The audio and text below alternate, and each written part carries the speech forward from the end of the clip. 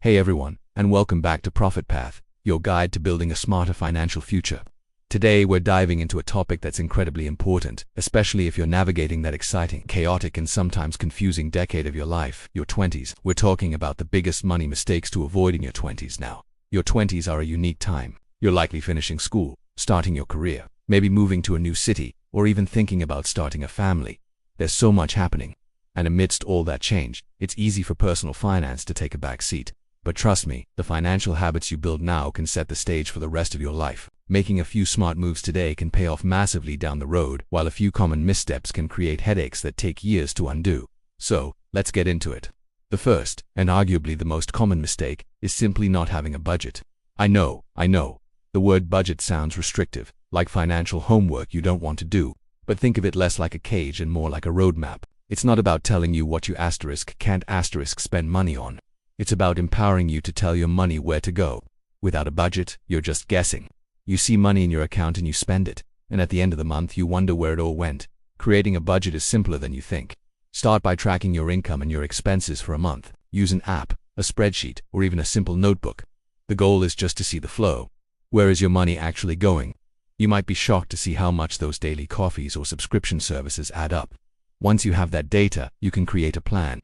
The 50-30-20th rule is a great starting point. 50% of your income for needs like rent and groceries, 30% for wants like entertainment and dining out, and 20% for savings and debt repayment. This isn't a rigid rule, but a flexible framework you can adapt to your own life. Having a budget is the first step toward financial control. The second major mistake is racking up high-interest debt, especially credit card debt. Credit cards feel like free money, right? A simple swipe and you can have that new gadget or go on that spontaneous trip, but that convenience comes at a steep price. The average credit card interest rate is over 20%.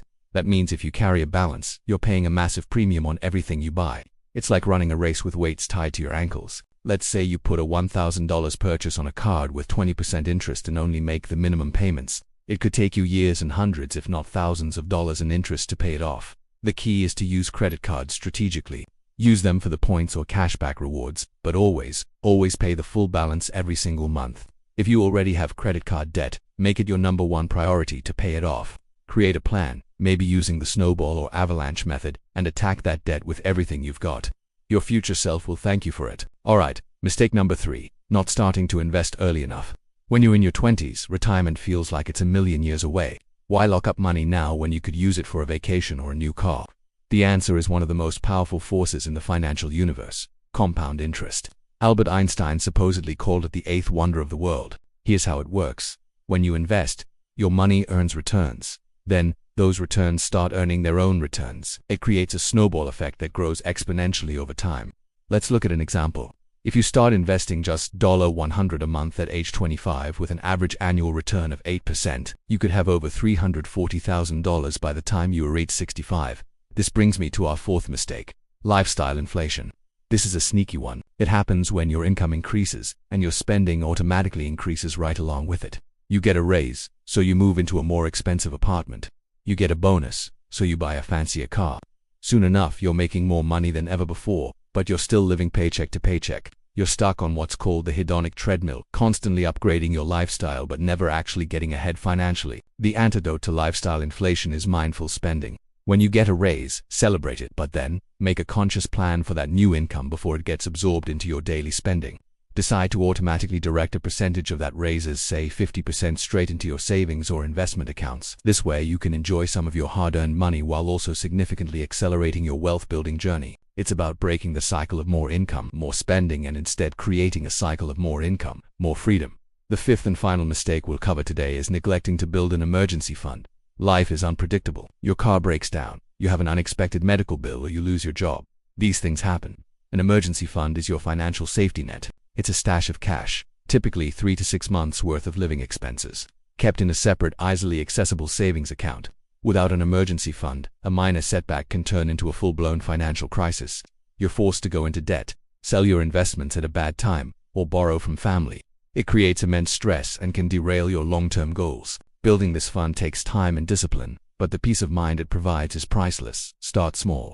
So, to recap, the 5 big money mistakes to avoid in your 20s are: not having a budget, accumulating high-interest debt, delaying investing, falling into the lifestyle inflation trap, and not building an emergency fund. Your 20s are a decade of growth, learning, and adventure. By avoiding these common pitfalls and adopting smart financial habits now, you're not just managing your money, you're designing a life with more freedom, more opportunity, and less stress. You are laying the foundation for a truly prosperous future.